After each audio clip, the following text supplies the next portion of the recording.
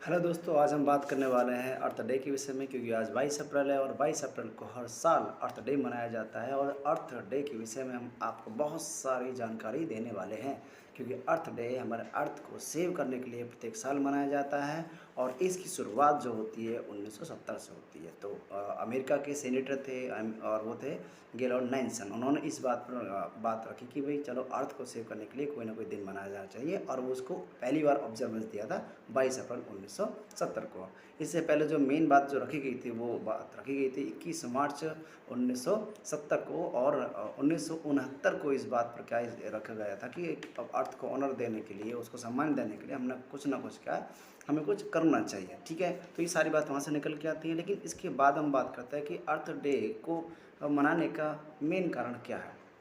तो जैसा कि आप जानते हैं, आज के दौर में क्या है, अर्थ डे को मनाने का एक अलग ही महत्व हो जाता है, क्योंकि आप देख रहे हैं कि global warming day by day बढ़ती जा रही है। ठीक है, और ग्लोबल वार्मिंग के विषय में आईपीसीसी की जो रिपोर्ट है वो बताती है कि 1.5 डिग्री सेल्सियस जो है टेम्परेचर वही बढ़ना नहीं जाना चाहिए। इसी की बात करें तो आईपीसीसी एक ऐसा इंटरनेशनल ऑर्गेनाइजेशन है जिसका पूरा नाम है inter governmental panel on climate change. ये जो काम करता है WMO यानी वर्ल्ड मीटोलॉजिकल ऑर्गेनाइजेशन, और यूनेप यानी यूनाइटेड नेशन एनवायरनमेंट प्रोग्राम के अंदर का ये काम करता है। और इसकी स्थापना खुद 1988 में सीसी के हेडक्वार्टर की अगर बात करते हैं तो ये जिनेवा यानी स्विट्जरलैंड में इसको बनाया गया है। वहाँ पर इसका हेडक्वार्टर है, और वहाँ से क्या इसकी सारी डायरेक्शंस क्या है, लगभग इसमें हम बात करें 193 से ज़्यादा देश क्या इसमें काम करते हैं, जो कि मेन काम क्या होता है, ग्रीन हाउस गैसेस को उसके इमिशंस को क्या है कम करना, इसका काम हो जाता है। ठीक है,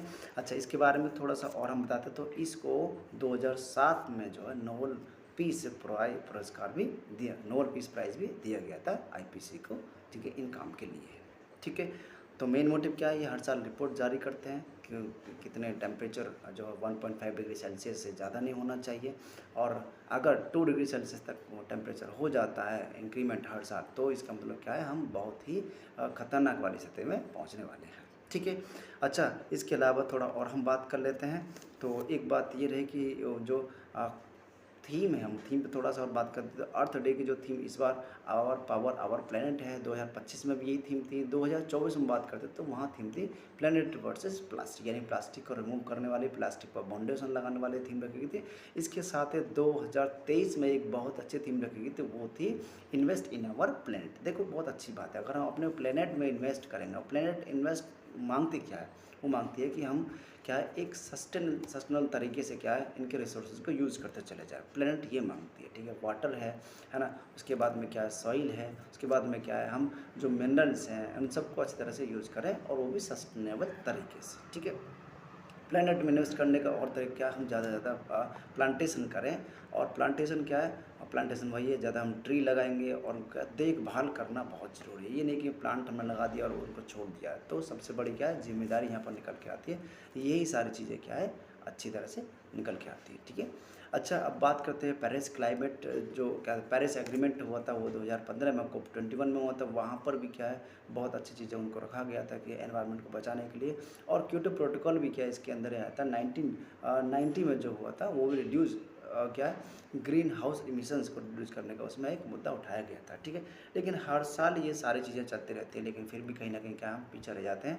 हर साल नई नई आपदा देखने को मिलती है, क्योंकि प्रकृति है, और प्रकृति इस बात को कहती है कि अगर आप प्रकृति से छेड़छाड़ करेंगे तो प्रकृति क्या है माफ़ नहीं करेगी। इसलिए क्या हमें सबको क्या करना है, जन भागीदारी की ओर से सहभागिता लेकर के सबको जन अवेयरनेस प्रोग्राम चला कर क्या है, जितना ज़्यादा टेम्परेचर बढ़ेगा उतनी ज़्यादा ग्लेशियर पिघलेंगे। ग्लेशियर पिघलेंगे तो कोस्टल एरियाज जो हैं, जो लैंड्स आइलैंड्स हैं, वो हमारे क्या है डूब जाने वाले हैं। ठीक है ना, तो इस पर बात रही। इसके बाद हम देखते हैं बायोडाइवर्सिटी लॉस होती चली जाती है, पॉल्यूशन डे बाई डे बढ़ता जा रहा है। ठीक है ना, उस पॉल्यूशन को रोकने के लिए हमें कुछ ना कुछ काम करने पड़ेंगे। ठीक है, इसके अलावा और हम देखते हैं तो डिफॉरेस्टेशन डे बाई डे होता जा रहा है। तो यहाँ इन चीज़ों को देखते हुए क्या बात निकल के आती है कि हमें क्या करना पड़ेगा, अर्थ को क्या है सेव करना पड़ेगा, और नए नए इनिशिएटिव चलाने पड़ेंगे। जैसे कि चलो हम बात करते हैं वर्ल्ड लेवल पर, हम बात करते हैं तो हमारे क्या आईपीसी से काम कर ही रही है इस पर। ठीक है, इसके बाद में SDGs जो हमारे सस्टेन डेवलपमेंट गोल जैसे हम बात करते हैं, तो सस्टेन डेवलपमेंट गोल 13 जो क्लाइमेट चेंज के विषय में बताता ही है आपका,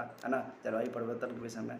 और SDG 14 जो बात करता है ना, वो बताता है जो लाइफ है जल के अंदर है, लाइफ इन बिलो वाटर, वो बताता है। और आपका SDG जो 15 है वो क्या बताता है, वो बताता है लाइफ ऑन लैंड, यानी जो लाइफ क्या है अर्थ के ऊपर है, उस पर किस प्रकार से वो चल रही है। ठीक है, इसके बारे में और भी हम बात करते हैं। तो यूनाइटेड नेशन फ्रेमवर्क और कन्वेंशन ऑन क्लाइमेट चेंज, तो इसके अंदर क्या हम बात करते हैं, कोप की मीटिंग्स होती हैं, कॉन्फ्रेंस ऑफ पार्टीज़ की मीटिंग होती हैं। तो अभी हम हाल में देखेंगे तो 2026 चल रही है, तो इस बार की जो मीटिंग होने वाली है वो होने वाली है वह कोप 31, जो कि अंतालिया यानी तुर्की में होने वाली है। और हर साल ये मीटिंग होती हैं। और बात करते हैं 2025 में जो होती कोप 30 हुई थी वो बेलम यानी ब्राज़ील में हुई थी। और इसके बारे में और बात करें तो 2024 में कोप 29 बाकू अजरबैजान में हुई थी। तो वहाँ पे भी इन चीज़ों को रखा जाता है कि क्लाइमेट को बचाने के लिए हमें क्या कदम उठाने चाहिए।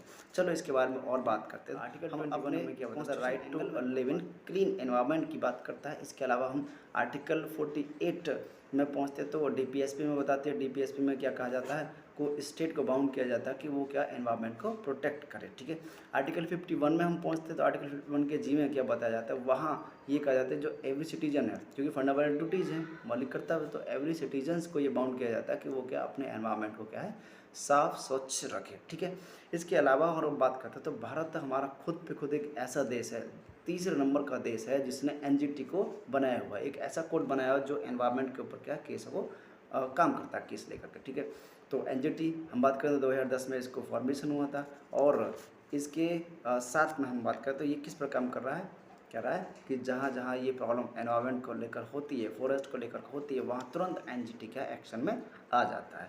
लेकिन फिर भी हम बात करते हैं कि हम इनमें क्या है सक्सेसफुल क्यों नहीं हो पाते हैं, क्योंकि देखिए भारत में बहुत सारे इनिशिएटिव और भी चलाए गए। जैसे हम बात करते हैं ग्रीन इंडिया मिशन की हम बात करते हैं, स्वच्छ भारत अभियान की हम बात करते हैं, और national action plan on climate change की हम बात करते हैं। इन सब के तहत होते हुए भी डे बाय डे क्या है पोल्यूशन बढ़ता जा रहा है।